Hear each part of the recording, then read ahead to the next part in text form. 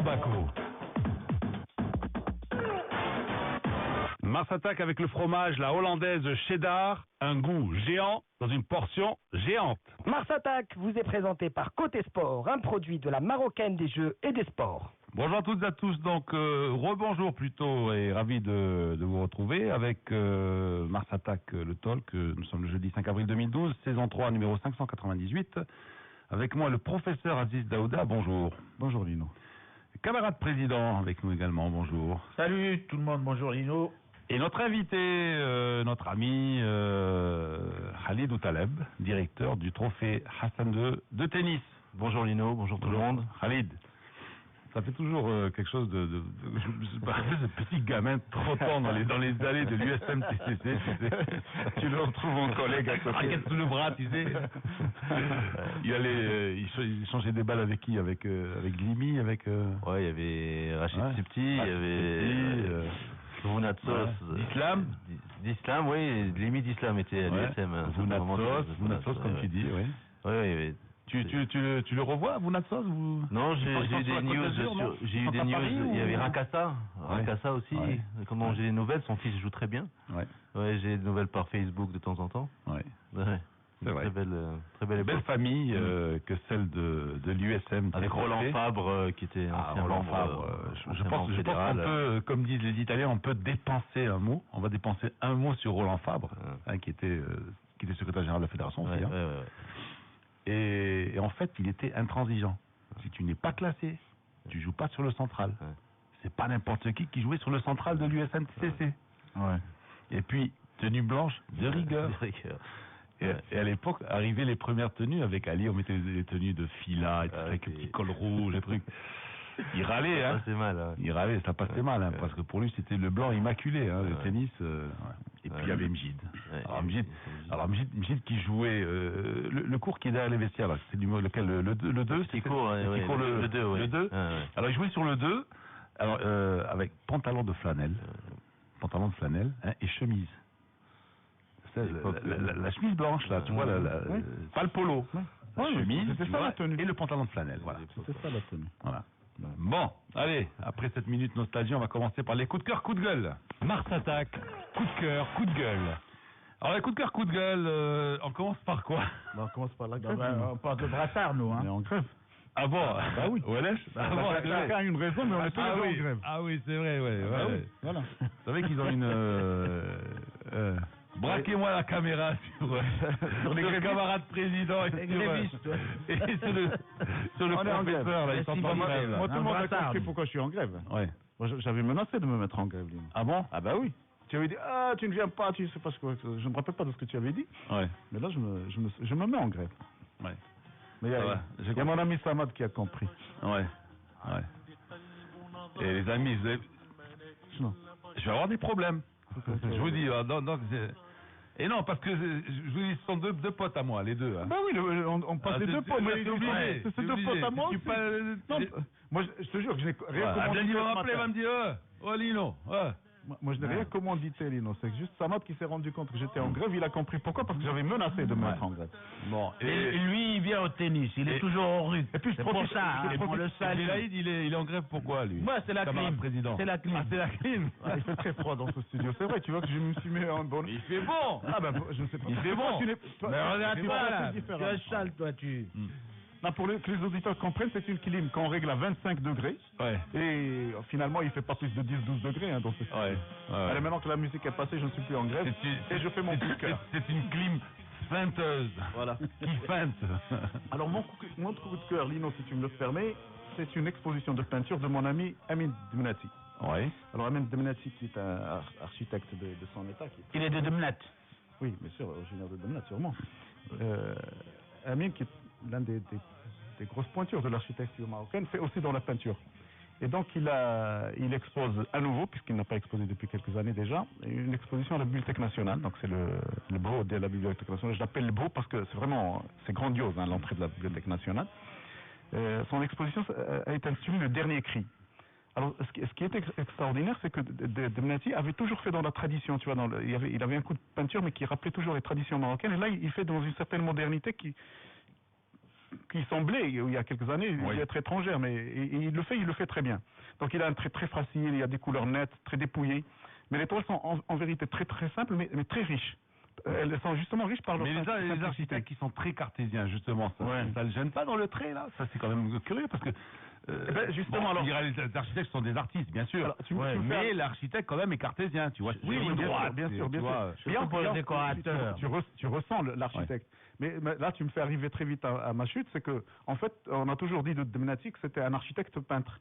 Mais aujourd'hui, on dit de Domenati qu'il est peintre-architecte. Tout simplement, parce que finalement, tu retrouves en lui, voilà. C'est-à-dire que tu retrouves en lui un peintre, mais il faut vraiment deviner qu'il est architecte ou savoir qu'il est architecte pour revoir les traits qui caractérisent l'architecture. Mais ce qui est extraordinaire aussi, c'est qu'il fait aussi dans la poésie. Et justement, pour présenter son exposition, il y a un petit d'ailleurs c'est novateur, hein. Il vous remet un petit coffret avec des cartes, mais en fait qui sont les toiles. Ah, c'est super. C'est vraiment super. Ah, c'est super. Et il y a un petit texte. Ça, c'est l'archi, ça. Voilà, exactement. Ça, c'est l'architecte. C'est la créativité. La créativité, voilà. De l'architecte. Alors, le tout est accompagné d'un texte extraordinaire. Alors, tu vois, c'est vraiment. Moi, j'ai aimé une phrase vraiment que j'aimerais bien vous lire. Il dit: aujourd'hui, je me réveille avec une pensée très, très nette, frappante, troublante même. La vie est belle. Ah, ça, c'est de lui, ça? Oui, c'est de lui. Bravo Domenati. Si c'est de lui, c'est une victoire sur la vie. Ouais. Alors, ce qui est extraordinaire, donc là, l'exposition est là du 4 au 28, donc pour ceux qui n'ont pas été au vernissage, à la Bibliothèque nationale arabe. Bibliothèque nationale. Ah, la nouvelle bibliothèque, la belle nouvelle bibliothèque. De la bibliothèque. Une référence extraordinaire. Alors, ce qui a frappé aussi ce qui a attiré mon attention, c'est qu'à l'entrée, il y avait un mur qui était tout blanc. Et là, il y a une fresque dessus. Et chacun décide ce qu'il veut. Non. Alors il y avait eu. On en arrive à ça, c'est bien. Non, il y a quelques semaines, il y avait une exposition d'art andalou, maroco-andalou, si tu veux. Ouais. Et un jeune peintre est venu et a peint Oulada. Ouais. Alors Oulada, c'est la Joconde de l'Andalousie. C'est une très belle dame qui a autour d'elle, Ibn Zaydoun a pratiquement tissé toute sa poésie autour de Oulada. Et donc, c'est vraiment très beau. C'est-à-dire, quand on arrive, on a l'impression que c'est un personnage anodin, mais dès qu'on sait que c'est Oulada, on est obnubilé. Voilà, on marque un arrêt. Ouais, parce que c'est mythique. Voilà, c'est mythique. Bon, alors, moi je pensais que vous allez parler après les grimettes, les subventions à la presse. Qui donne des leçons de morale aux autres. Bien dit. Les agréments à la presse. Comme quoi il faut bien balayer devant sa porte. Et en fait, c'est vrai, tout le monde a droit à sa petite subvention. Voilà, les riches, les pauvres, tout le monde. Hein. Non, avant-hier, moi j'ai rien compris. Je marchais et je suis tombé sur un vieux journaliste qui est anthropologue en même temps, qui a travaillé sur Essaouira et je suis tombé sur Abdelazreka, poète. Ils m'ont parlé de ça. Ils m'ont dit, mais nous, on a passé notre carrière à bosser comme des dingues, à faire dans le journalisme. On se rend compte aujourd'hui que le fric qui a été donné aux directeurs de journaux n'a jamais servi les journalistes. Et moi, j'ai pas fait attention. Quand il m'a montré les chiffres, je me suis dit, ils ont lu ça avant moi. Maintenant, j'ai compris. Ouais.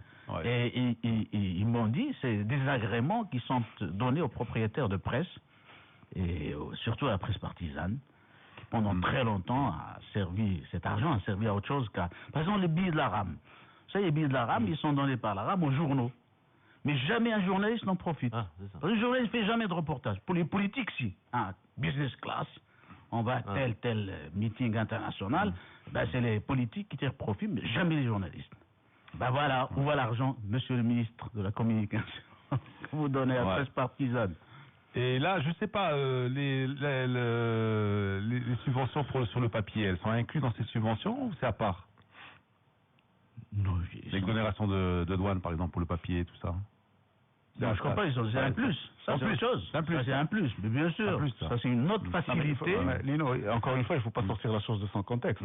C'est que quand l'État avait décidé, c'est connu, quand l'État avait décidé de subventionner les journaux, c'est parce qu'il voyait que les journaux étaient en difficulté, parce que ça coûtait très cher et le nombre de ventes n'a jamais remboursé les dépenses des journaux, il faut le dire aussi.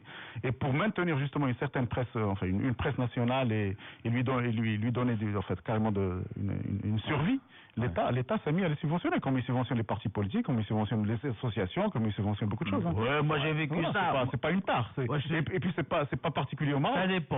Ça dépend. À un moment, c'est vrai, c'était un service d'intérêt général. Moi, je connais beaucoup de gens qui étaient payés par le journal au moment où moi je travaillais parce qu'ils n'avaient pas de... C'était des militants.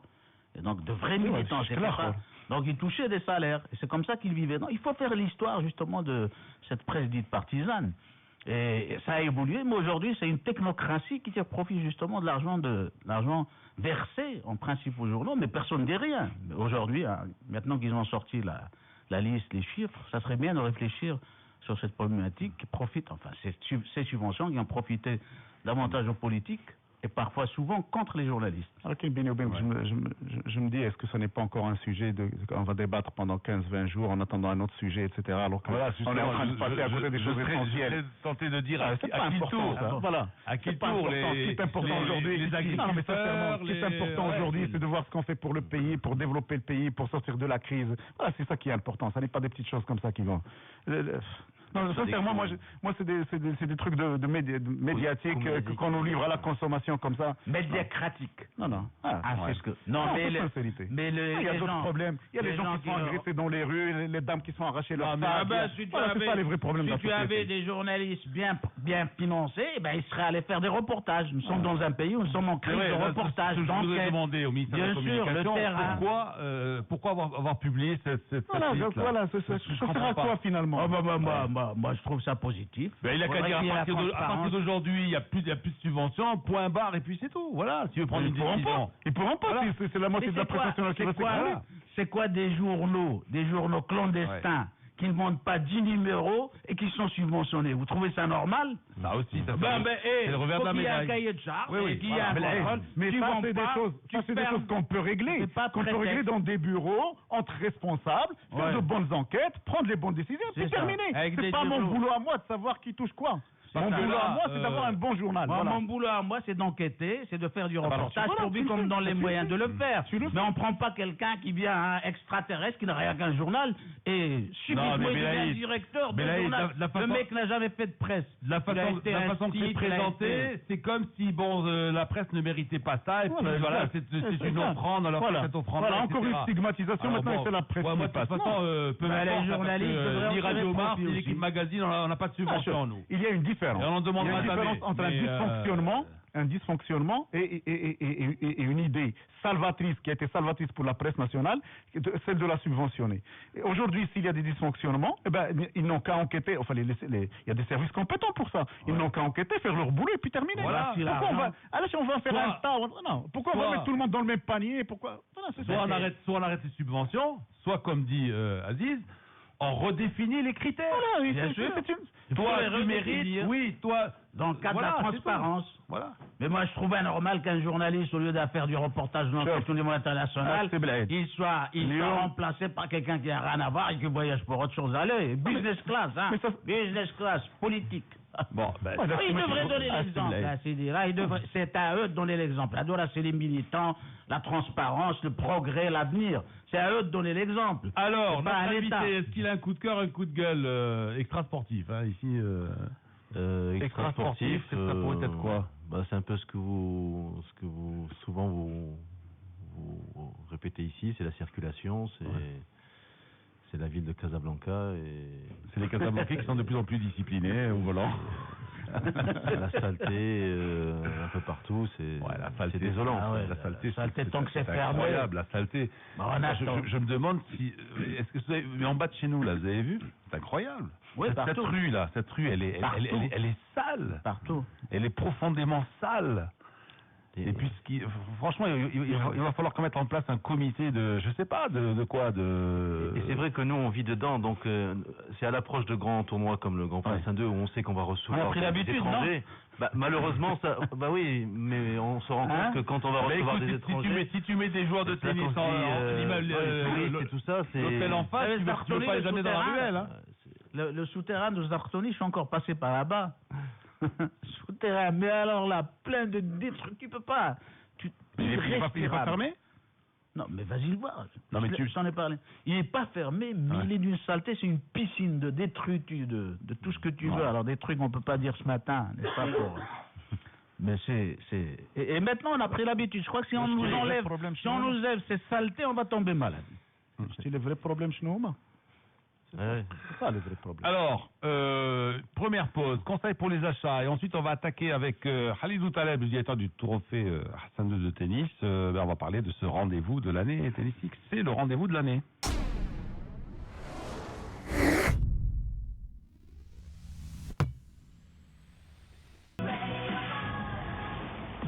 Retour de Mars Attack, Lino Bacco.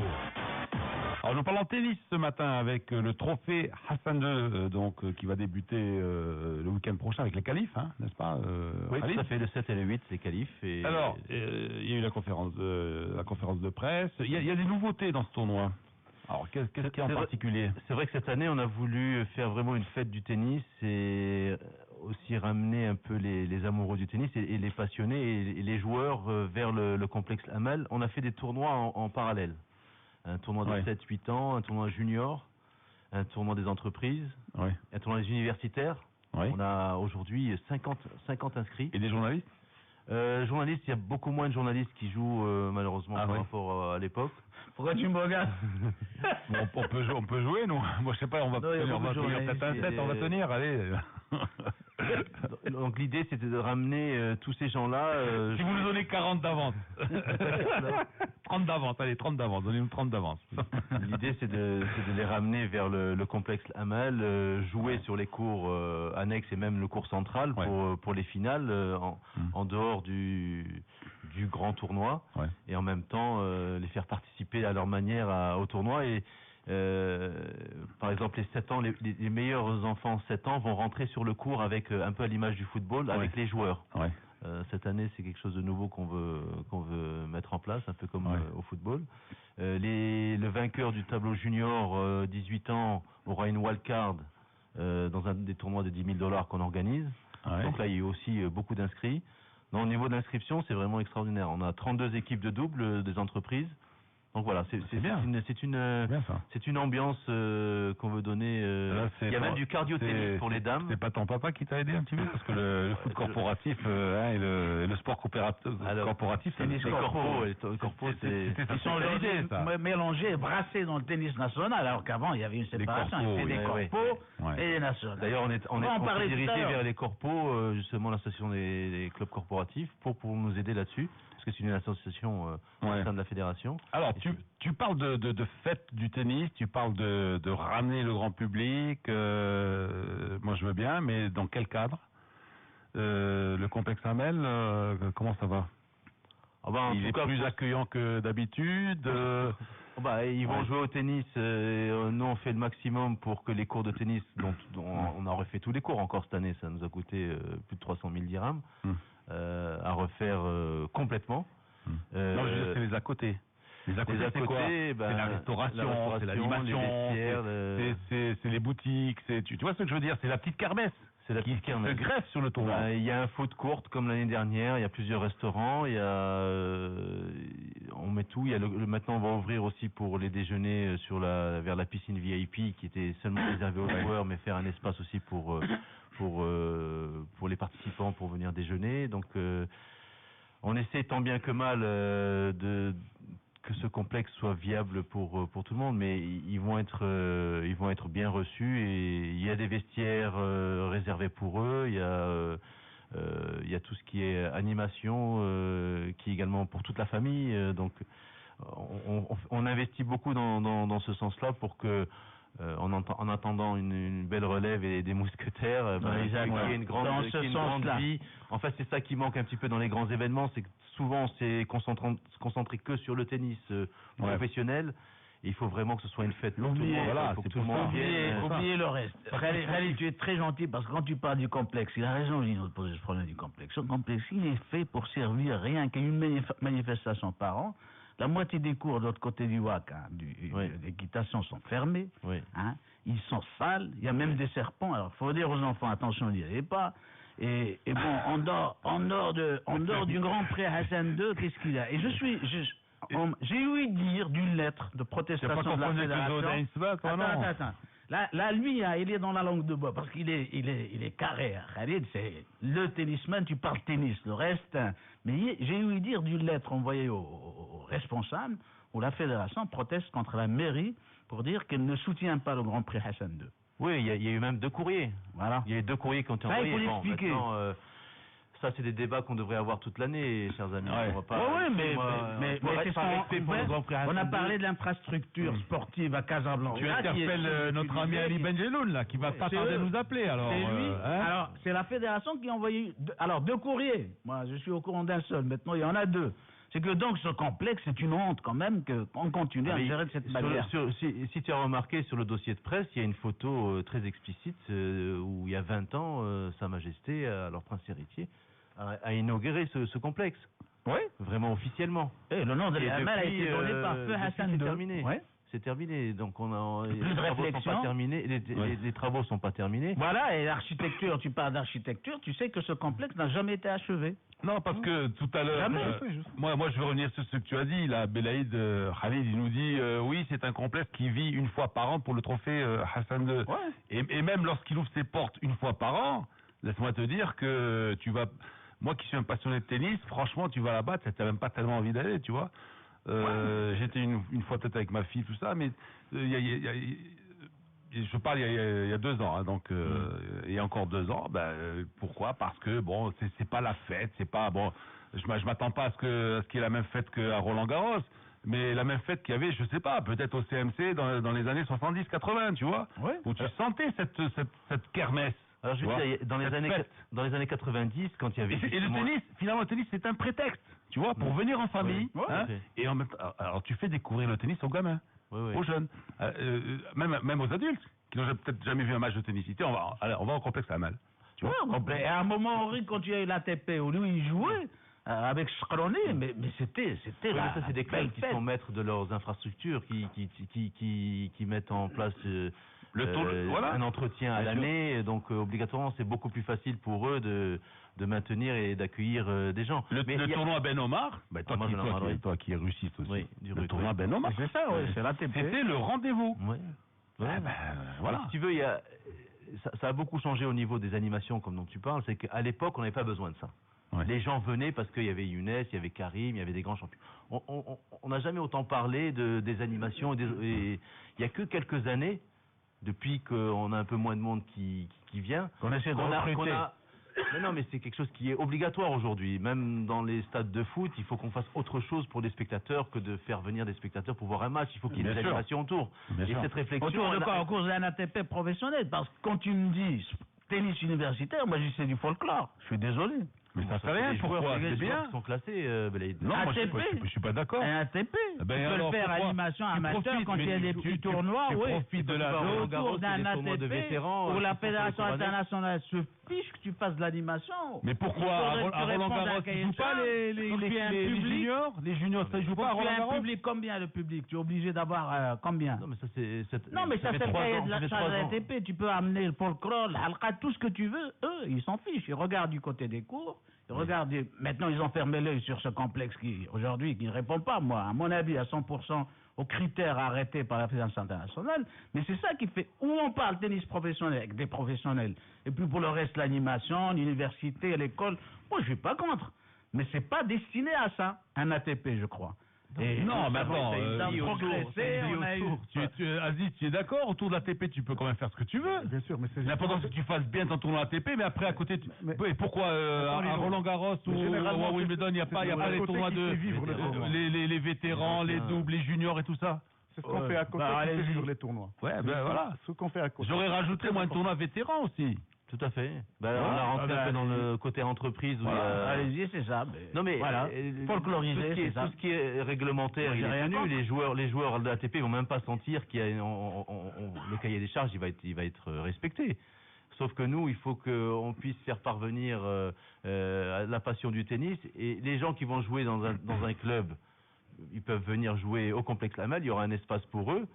et en même temps venir voir les matchs juste après qu'ils aient transpiré, déjeuner, et puis voir un match de haut niveau. Après partir, ne plus avoir le droit de revenir dans ce complexe là qui est fermé. Ah non, c'est quand même pas... C'est quand même pas... fédération pour combien? Pour 10 jours? 2 semaines? C'est quand même pas le CCC le Sand Beach de Clugère, hein. C'est quand même pas ça, hein. Attends, il faut pas... Comment on allait une fois par an? En tout cas, vu le succès des inscriptions, même au niveau universitaire, je vous dis, c'est des joueurs classés, hein. C'est des joueurs de compétition. C'est des joueurs qui... il faut dire ça comme ça. Il y a des joueurs, le meilleur joueur, c'est Rami, qui est à la faculté et qui est moins 30. Et qui va venir jouer. Donc c'est pas des... Il y a une phase qualificative avec les non classés et ça va jusqu'à deuxième série. Donc, je sais, il y a des inégalités universitaires, bien sûr. En fac de médecine, il y a des très bons joueurs. Et ils viennent de Oujda. On a vu des inscrits de Taloudan. Taloudan, ils ont un bon club, hein, attention. Oui, non, mais ça, ils travaillent, c'est des bénévoles. Non, mais l'université Taloudan, le club est au service des universitaires. Et ça, c'est des bénévoles, c'est des gens qui travaillent tout seuls. C'est ce qu'on a voulu enclencher cette année, en espérant qu'on ait tous les tournois internationaux puissent faire de même. En fait, c'est ça la chose, c'est que à chaque tournoi international, on avait l'impression que le club était fermé, même aux adhérents. Par exemple, vous arrivez au RUC, au tournoi international du RUC, ou n'importe quel club, quand le tournoi international commence, il n'y a plus personne sur les cours. Alors qu'il y a des cours qui sont libres. Oui, c'est ce que je veux dire. Donc, c'est des excès de zèle, ça, c'est tout. Oui, excès de zèle. Alors que à partir des quarts de finale, il reste que 2 cours qui sont utilisés par l'organisation, et tu as 10 cours qui sont libres. Alors là, l'idée c'était de ramener les membres et les gens vers ces cours annexes qui vont pas déranger les professionnels. Ils sont dans leur bulle, ils sont bien encadrés, et les autres peuvent venir, et ça apporte une ambiance supplémentaire. Et c'est ça qu'on voudrait créer, et j'espère que ça va bien marcher, parce que mon ami Blaïd critique tant ce complexe Amal, pourquoi on s'acharne à organiser le tournoi là-bas? Est-ce qu'il n'y a pas possibilité de le faire ailleurs? Khalid? Oui, il y a possibilité, mais c'est malheureux. Non, ce sera du pain béni pour les gens de la ville de Casablanca. C'est sûr que... Non, parce que j'ai l'impression qu'il y a une obstination des deux côtés, que les uns ne veulent rien faire, les autres veulent absolument faire. Attends, franchement, c'est une synergie entre les deux. Attends, qu'est-ce que tu vas faire? Finalement, qui a un petit stade, à part l'OM, hein, c'est l'OM et quoi, le Coq? Où est-ce que tu as un petit stade de tennis avec quelques gradins? Aujourd'hui, le complexe Amal, c'est pas seulement fait pour le complexe 1-2. Ça devait être fait pour le centre national de la fédération. Oui, c'est clair. Parce que la fédération n'a pas de centre national. C'est tout un programme, absolument. Aujourd'hui, on a même des appels du pied de la fédération internationale pour faire un centre africain. Ouais. Donc, c'est pas seulement on l'a raté, on est passé à côté de la place.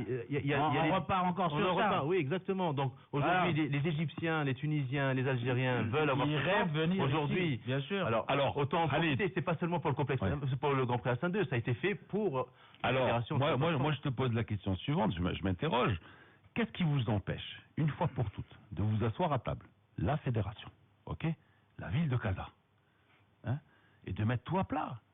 Qui vous donne en gestion carrément l'installation? Attention, il ne faut pas voir le beurre et l'argent du beurre. C'est-à-dire, vous dites, le complexe est à vous, nous on l'utilise, mais vous faites les entretiens et tout ça. Qui vous fassent une session, c'est tout. Et qui vous disent, bon, voilà... À ce moment-là, il faut aller sur tous les complexes sportifs et que tout le monde s'assoie à table. Il n'y a pas le problème que du complexe Amal. Je sais, bien sûr.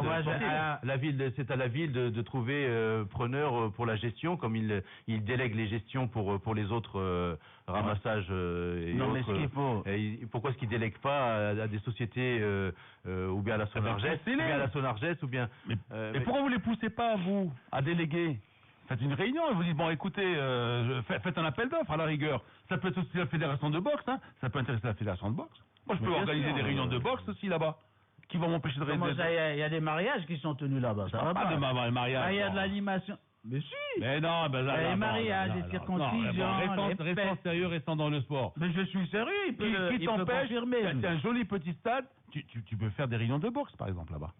On était. Mais ça dépend pas de lui, des réunions. Tu vois ce que je veux dire? Des réunions, ils en ont tenu. Une fédération et du politique, il faut trouver. Il faut trouver un Mjid, par exemple. Mais bon, ça fait. Mjid pouvait servir à ça, parce qu'il était respecté, c'était un politique qui savait tenir son langage. Non plus. Non, pourquoi il a réglé beaucoup de problèmes.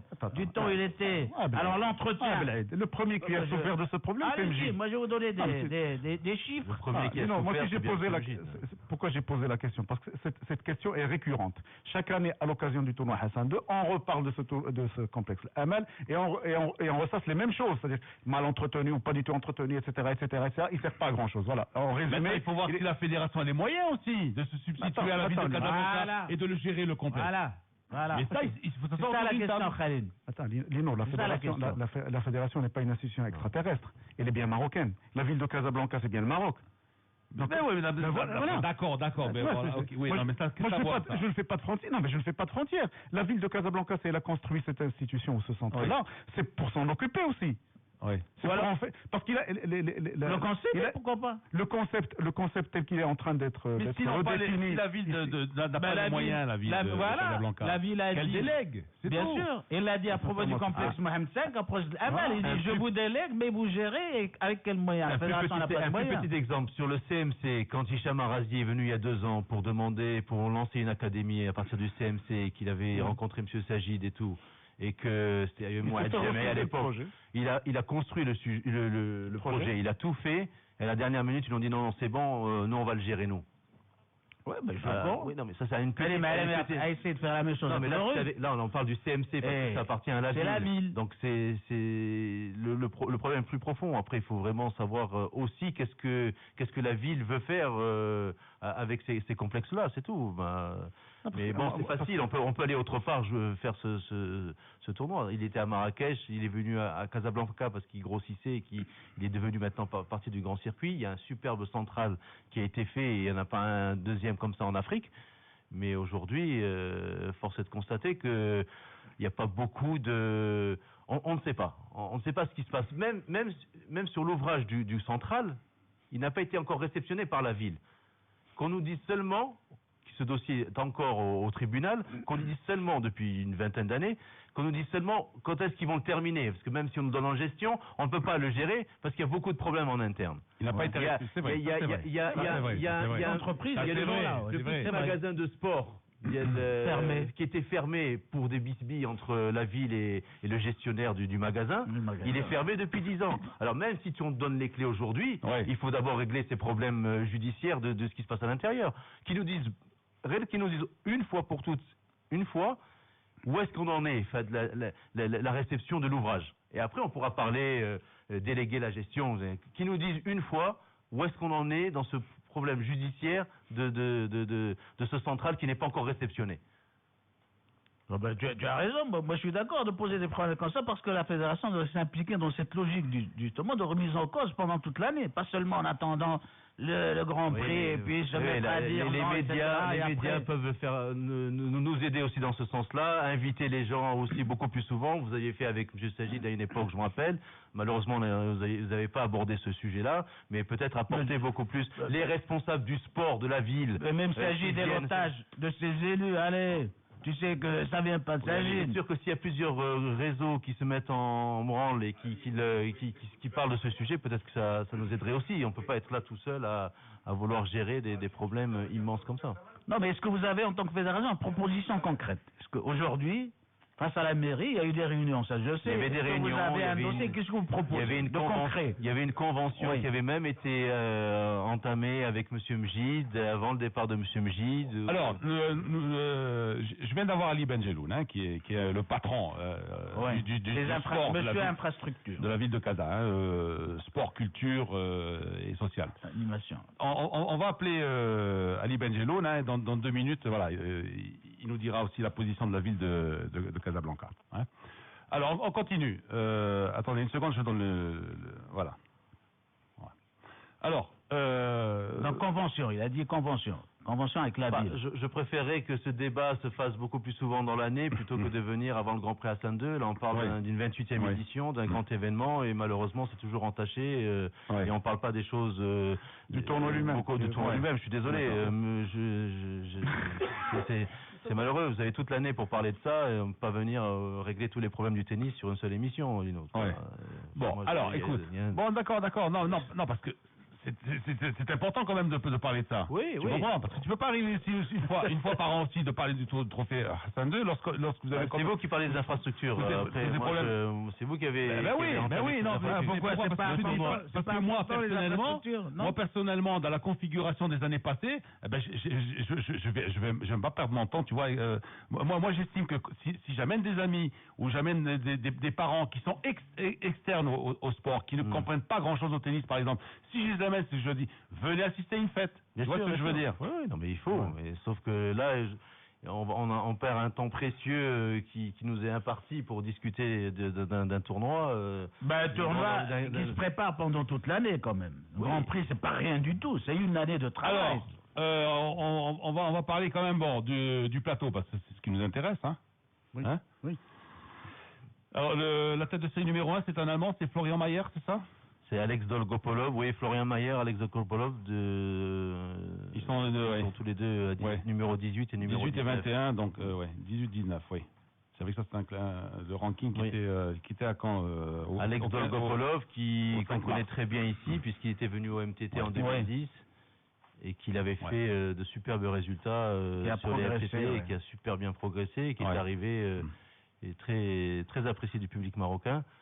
Et Florian Mayer, c'est l'Allemand qu'on attend, qu'attendent les Allemands depuis Boris Becker. Et Boris Becker. Eux aussi cherchent une relève. Il y a Donald Young, l'Américain, qui a été le plus jeune champion du monde junior américain, que les Américains attendent aussi.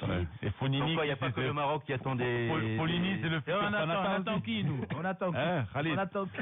Fonini, c'est le futur Panata aussi. Non. Alors, on a en ligne Ali Benjeloun. Ali, bonjour. Salut Lino. Alors, salut, écoute, Taleb, tous les copains. Alors, on a posé la question à Khalid Taleb, on a dit, mais qu'est-ce qui vous empêche, vous, la fédération et la ville de Casablanca, de vous réunir, une fois pour toutes, et de mettre à plat les problèmes du complexe Amal? Écoute... si problème il y a, je sais pas, peut-être qu'il n'y a pas de problème pour vous. Aucun. Moi, je comprends pas au Taleb qu'il ait une intervention pareille. Il m'a jamais sollicité, il m'a jamais appelé. Et au contraire, moi, j'ai toujours lancé la perche. Et je les attends toujours, au contraire. Moi, il y a dans l'ancienne compétition la dernière fois, je leur ai parlé, je leur ai dit, écoutez, moi la fédération est bienvenue, d'ailleurs elle a ses bureaux, elle a tout. Les instances sont présentes là-bas. Est-ce que vous vous êtes vu, par exemple, depuis le dernier tournoi? Comment? Est-ce que vous avez tenu une réunion de travail, par exemple, depuis le dernier tournoi? Jamais, moi jamais appelé. Qu'est-ce qu'il en est, Si Benjeloun, de l'état judiciaire et de la réception de l'ouvrage? Parce qu'avant de parler de gestion future du Grand Prix Hassan II, qu'est-ce qu'il en est de tout ce qui est en cours et qui n'est pas encore terminé? Écoute, il y a plein de choses normalement qui doivent se faire au complexe Amel. Malheureusement, tu sais très bien qu'est-ce qui se passe au niveau du conseil de la ville, il y a toujours des blocages, etc. Moi, ça fait déjà un an et demi qu'on n'avait plus de prérogatives ni rien. Donc, je ne pouvais pas du tout m'impliquer, ni au complexe Amel, ni dans aucun domaine sportif d'ailleurs. Et depuis un mois, maintenant, on a repris les choses en main. C'est vrai que le trophée Hassan II approche très très vite. Donc, on essaie de faire le maximum déjà pour que le trophée passe. Et puis après, on est à leur disposition, au contraire. Est-ce que tu sais, Benjeloun, qu'on a eu toutes les grandes difficultés pour pouvoir entraîner les équipes nationales d'Yelna? Il fallait faire des réservations, il fallait demander des autorisations chaque jour, et on a dû partir. À qui? Au directeur et au complexe Amal. C'était tellement pénible qu'on a dû demander au ministre de la Jeunesse et des Sports à l'époque, Siboul Khiyat, pour qu'il nous ouvre les portes du complexe Mohamed V et du club de tennis, que le ministère a tout refait pour la fédération, pour qu'elle puisse s'entraîner là-bas. Parce qu'on avait toutes les difficultés du monde pour pouvoir utiliser les cours de tennis. On ne demandait pas je suis en train de parler avec Outaleb, là. Oui, avec Khalid, oui. Ah, d'accord. Parce que là, là, Lino m'a pris au dépourvu. Oui. Donc, je ne sais même pas avec qui je parle, la vérité. Outaleb, au contraire, maintenant que Belkhiyat a commencé, Ouzi va continuer, hein. Moi, je pense qu'Ozine, il a aussi plein de projets. D'ailleurs, on en a parlé il n'y a pas longtemps. Et Ali Benjeloun aussi est à ta disposition au Taleb. Il ne faut pas qu'on fasse des polémiques aujourd'hui pour rien du tout. Qui n'est pas assis à table, qui n'a pas fait, qui n'a pas fait. Moi, je suis à votre disposition, que ce soit la fédération, que ce soit le ministère de la Jeunesse et Sport, et que ce soit Radio Mars. Là, je suis partenaire à 1000%. Lino, il le sait très bien, et à chaque fois, je lui parle. Moi, on ne me sollicite pas. On sollicite peut-être d'autres personnes. Au Taleb, je le sais très bien. Quand on est venu me voir, j'essaie toujours de faire le maximum. On ne vient jamais me voir. Moi, je reste peut-être étiqueté... oui, Daddy, il ne faut pas lui parler, ou je ne sais pas qu'est-ce qui se passe derrière. La vérité, je ne sais pas. Alors, on me parle jamais, tennis, on me marginalise. Alors que malgré tout, aujourd'hui, je suis Monsieur Sport, qu'il veuille ou pas, je suis aussi Monsieur Sport, Monsieur Culture aussi, et Monsieur Social. Et c'est pas moi, c'est Ali Benjeloun de la mouvance populaire. Donc aujourd'hui, là, la ville a été partagée. Bon, je me permets, Lino, de parler comme ça parce que... Non, mais absolument, mais c'est pour ça il y a longtemps qu'il fallait que tu m'appelles. Maintenant, ça me fait plaisir, tu me prends au dépourvu le matin, où Taleb a lancé un pavé dans la mare. Moi, je l'accepte. Moi, je peux m'asseoir avec lui devant vous, devant tout le monde, et puis qu'on s'explique voilà, tout pour le complexe. C'est ce qu'on voulait. Et en fait, c'est parti de nous, c'est parti de... On a dit, qu'est-ce qui vous empêche Lino, c'est la même histoire que la Casablancaise. C'est la même histoire que le complexe Mohamed, etc., etc. Il y a plein de choses qui doivent se faire. Là, c'est dit, on est prêt. Là, les choses ont changé. Les choses ont changé très vite, et tant mieux pour le sport. Tant mieux pour tout le monde. Au contraire, Lino. Là, on est là, c'est pas... Mais il ne faut pas viser le conseil de la ville. Les élus, c'est des foireux. Les élus n'ont rien fait. Les élus... Ouais, c'est bien, je connais élus. Présentez-vous aux communes la prochaine. Il y a des quelqu'un capable, ils ont dit, ils ont dit, les gens, les élus, attention, ils ont fait, les élus, ils ont fermé le complexe ML, les élus, ils ont, la Casablancaise. Ils n'ont qu'à descendre, ils n'ont qu'à parler. Ils sont là, ils vont qu'on les serve. On est là pour servir. Nous, on sert nos électeurs, nos administrés. Nous, on sert la politique de proximité. Merci, Ali. C'est bon. Mon frère. Merci beaucoup, Ali Benjeloun. Une petite question. Est-ce que le complexe Amal avec la fédération, ça va être une concession ou alors simplement pour le congrès il faut qu'ils s'assoient d'abord autour d'une table d'abord. Ils vont s'asseoir. Ils vont commencer à travailler. Propose la ville. Bonne journée, Ali. Camarade Belaïd, tu es bien au courant de tout, mon ami. Tu es bien au courant de tout. Tu sais très bien comment ça se passe, etc. Là, il n'y a pas qu'ils vont savoir. Le complexe Amel, le bureau de la fédération existe au complexe Amel. Faïz, il m'appelle tout le temps. Demande au Taleb, demande à Faïz, le secrétaire général. Faisal allé chez lui-même, je lui ai parlé à maintes reprises. L'année dernière, au trophée Hassan, donc le Mahbati, viens à l'académie. Faites l'académie de tennis, formez les gens, etc. Le complexe qu'il est là. Alors, tu crois que ça nous fait plaisir Ça n'a jamais été fait. Je te dis, Ali, peut-être tu n'étais pas au courant. On avait tous les... Ça fait l'année dernière, on a eu tellement de problèmes. Je te dis, on est parti, on a demandé au ministère qui nous ouvre les portes du club de tennis du complexe Mohamed V, qui est tenu par le ministère de la Jeunesse et des Sports, et où on a eu les plus grandes facilités du monde. Et ça, il faut saluer Steve Khriat, dont on n'a aucun souci. Pourquoi? Le complexe Amel, ça a été fait pas pour seulement le Grand Prix Hassan II, ça a été fait pour le Centre National. Maintenant, on a des demandes internationales pour ouvrir ce centre, mais il n'est pas terminé. Dites-nous seulement quand est-ce que ça va être terminé pour qu'on puisse parler ensuite de gestion. Ali, on se reproposera de faire une émission spéciale, le sport à Casablanca, où tu viendras et on réunira l'infrastructure sportive à Casablanca. Avec plaisir. Bonjour à tout le monde. Merci Ali Benjeloun. Bon, Ali Benjeloun, donc qui est l'adjoint du maire dans la ville de Casa. Du sport. Et c'est vrai, parce que quand il dit qu'il y avait un blocage... Attendez les gars, il y avait un drôle de blocage au conseil de la ville. Et là, je crois que c'est vendredi dernier, j'étais à la réunion justement j'ai assisté à une réunion du conseil municipal, et on me disait, il y avait des élus qui me disaient, finalement, ça faisait longtemps qu'il n'y avait pas une séance de travail comme ça. Bon, il parlait du marché de gros, il parlait de 2 ou 3 projets. Et bon, la discussion était animée, comme toutes les discussions, comme tous les débats de du conseil municipal de Casa. Mais c'est vrai qu'à un moment donné, ils étaient paralysés. La ville de Casa était paralysée, qu'on le veuille ou non. Avec la précision, Luno, que cette situation remonte à il y a très longtemps. Ouais.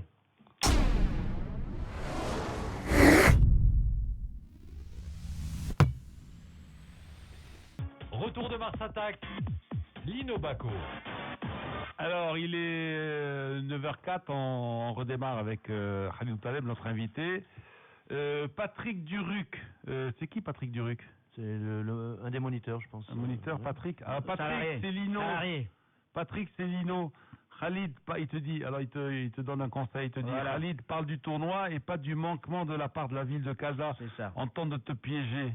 Voilà. Alors Patrick, on piège personne, nous, ici. Et c'est surtout pas un ancien russiste, hein, comme moi, qui va piéger mon petit Khalid Taleb, hein, que je considère comme, mon petit neveu. Alors, on continue. Quoi? À le piéger? Pourquoi? Allez-y. Alors, tu voulais parler tu parlais de la fédération qui logeait ou qui squattait. Je sais pas qui c'est qui a dit qu'il squattait le complexe. Vous ne squattez pas. Vous payez un loyer? On squatte, non. Vous payez un loyer, non? On squatte, non. Non, on squatte, on a 80 mètres carrés pour 15 personnes. Ouais. Les uns sur les autres. Non, c'est des conditions très pénibles, mais bon, c'est pas. Et vous avez fait, ouais, on essaie de. L'année dernière, vous n'avez pas fait une verrière, un truc comme ça, une espèce de véranda. On a demandé à pouvoir utiliser un autre espace pour prendre un peu plus d'espace pour nos employés et consultants. C'est fermé après le Grand Prix. On a l'autorisation que pendant le Grand Prix à Hassan II, vraiment, de pouvoir utiliser le. Après, on ferme les portes jusqu'à l'année d'après. Ouais. C'est quand même triste. Franchement. Ouais, j'y vais pratiquement moi tous les jours. Hein, je regarde de ce côté-là. Mais si dans une autre ville, vous donnez ce complexe, qu'est-ce que vous en ferez réellement? Un centre national avec un hébergement adéquat pour pouvoir faire des concentrations et d'arrêter de faire. C'est-à-dire, est-ce qu'on peut rentabiliser sur le plan sportif ce complexe? La fédération était capable de rentabiliser, pas seulement le gérer, mais rentabiliser. La fédération internationale, par exemple, elle a un budget annuel pour qu'elle donne au centre africain. Déjà qu'avec ça, c'est déjà pas mal. On peut avoir du fric avec ça. Oui, les rentrées, les recettes. Après, il faut faire autre chose aussi que peut-être que du tennis. C'est un outil. C'est un complexe. C'est un grand complexe. C'est vrai qu'on. Tu peux faire venir Gad Mahler, par exemple. Tu peux venir Gad Mahler. Et ouais, sans casser les sièges. Et qu'on casse les sièges. Ils ont cassé les sièges quand Gad est venu, non? Il fallait mettre la tribune, la scène, hein, donc ça a fait un peu de dégâts. Donc, mais bon, la fédération est là pour réparer. Ouais. Elle est dans son rôle. Voilà. Ouais. On dépense l'argent. Bon, alors on va parler du futur Becker, du futur Panatta et du futur qui. Il y a 3 joueurs italiens. Il y a 3 joueurs italiens. Donc on parlait de. C'est pour moi que vous avez amené ces 3 Italiens. Voilà. Ils sont sûrs d'avoir Lino. Il y a 3 joueurs italiens. Le tennis italien, il est pire que le tennis marocain. Voilà, il n'a pas dit l'Italie qui attend depuis très longtemps. Elle ramène 3. Non, mais Donaldinho. Attends, ce qui est grave, le président de la Fédération internationale, c'était pas un Italien? Oui, c'est un Italien. C'est un Italien. Ricci Witti. Et alors? Qu'est-ce qu'il fait pour le tennis italien, cet Italien? Non, mais bon, je reviens souvent, je vous écoute en émission, et Aziz disait que c'est pas toujours facile. Le haut niveau. Il y a 2 grandes choses. Il y a la pratique du tennis de tous les jours, et puis il y a le haut niveau. C'est 2 chapitres très importants, et c'est dur. Le haut niveau, c'est très dur. C'est vrai qu'au Maroc, on a eu malheureusement, on a la blessure de Reda Lamrani qui rentrait dans les 200. On lui souhaite bon rétablissement. 140. On a bien sûr, comme tous les sports, on a besoin de locomotives. Reda était vraiment bien parti. Tu sais, il a été sollicité souvent. Ouais. Il avait des grandes difficultés pour avoir des visas, je me rappelle, pour aller en Italie, jouer en Europe. Et Reda, donc il avait un coach italien, je crois. Oui, un coach italien. Reda, il y avait Rabi Achaki qui était aussi parmi les bons joueurs qui ont été blessés, qui maintenant a arrêté.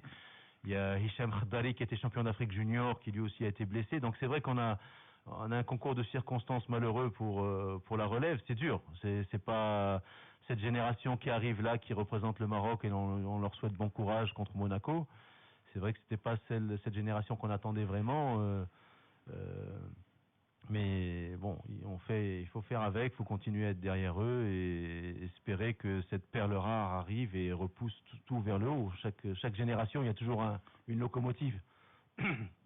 Aujourd'hui, c'est Mehdi Ziadi qui emporte les wagons et on espère qu'il pourra lever haut les couleurs. Mais c'est vrai que Donald Young, qui va jouer là, qui est numéro 35, c'était l'espoir du tennis américain.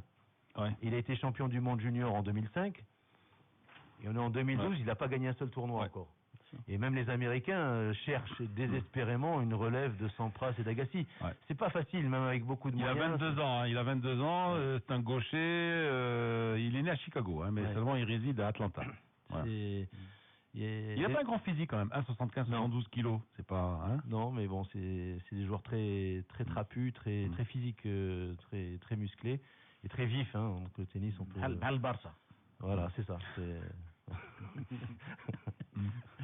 Non, il y a un plateau qui est vraiment assez homogène, assez équilibré. Il y a Pablo Andújar, l'Espagnol tenant du titre, qui revient, qui avait fait la surprise l'année dernière, et qui avait tenu tête à Djokovic à Key Biscayne il y a 3 semaines.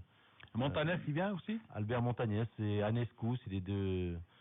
Il y a Potito Starace, l'Italien, qui avait fait finale l'année dernière. Non, le numéro 95 n'a pas accès au tableau final. Pour vous dire, le cut-off, c'est-à-dire les acceptés dans le tableau final, s'arrête à 94. Pour voir le niveau que... Au-dessus de 94, tu dois passer par les qualifs. Ouais. Donc ça montre qu'on a un superbe niveau. Et donc ça fait plaisir, quoi. Avec Jaziri qui avait wildcard. Alors oui, sur les 3 wildcards, justement, il y a un Marocain et les autres viennent d'ailleurs. Sur les 3 wildcards, il y a un... En même temps que le tournoi, le trophée Hassan II de tennis, qu'est-ce qu'il y a comme... Vous êtes concurrencé par qui? Il y a un tournoi à Houston.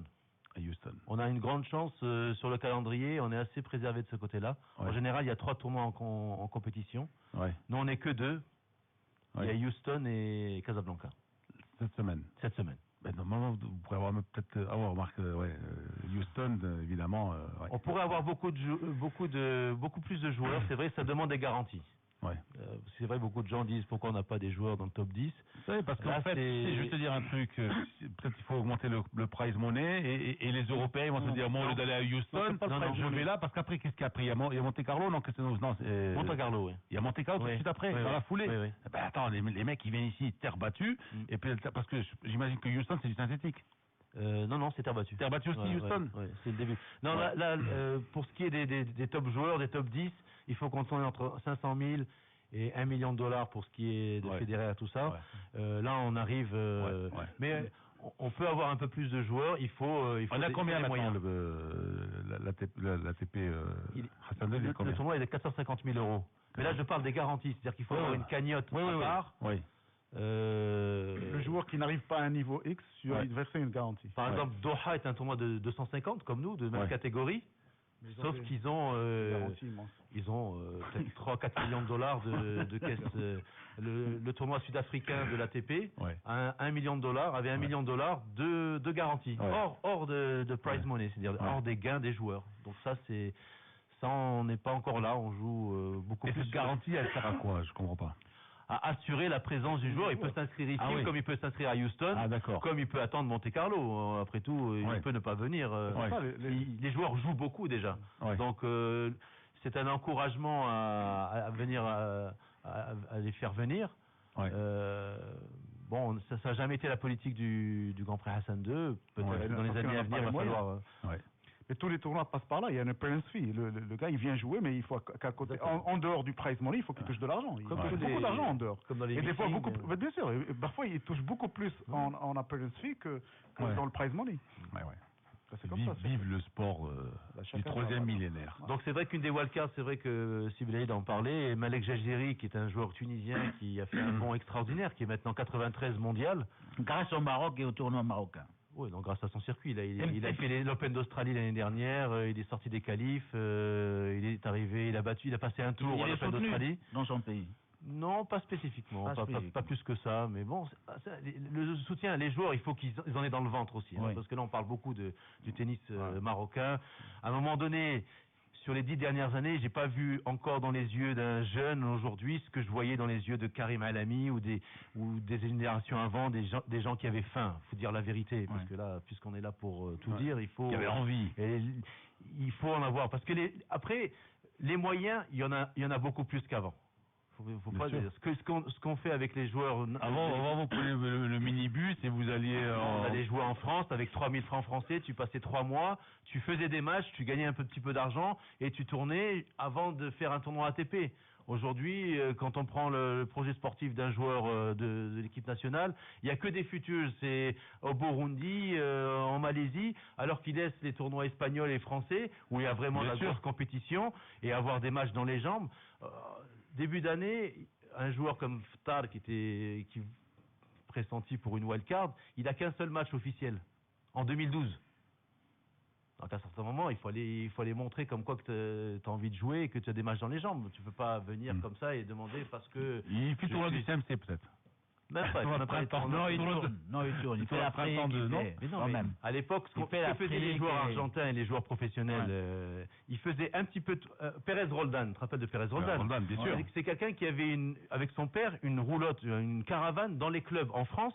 Il faisait 4-5 tournois français, de bonne catégorie, de deuxième série. Il ramassait un petit pactole, parce qu'il arrivait toujours... Et il faisait 1 ou 2 tournois ATP. Ça marche pas, il revenait. Donc, tout son calendrier était mixé entre des tournois et ça fait des rentrées, ça fait des rentrées d'argent et ça fait des matchs. Bien sûr. Parce que la compétition. Tu peux faire 15 tournois à l'étranger. Tu te fais jeter au premier tour à chaque fois, ça rien. Quand tu fais le bilan depuis les 11 derniers mois, tu commences à jouer toute une semaine et tu comprends ce que c'est que jouer 4-5 jours de suite. Si tu fais un déplacement pour faire un premier tour et revenir, alors là oui, tu dépenses de l'argent. Là ça coûte de l'argent. Je suis d'accord avec toi. Mais avant on faisait jamais ça. Avant on faisait des tournois, une série de tournois pour avoir des matchs dans les jambes, être prêt, tenter un tournoi Futures ou un tournoi ATP. Ça marche pas, tu revenais et toute l'année c'était comme ça. Tu peux faire des matchs par équipe en France, en Espagne, tu peux gagner un petit peu d'argent.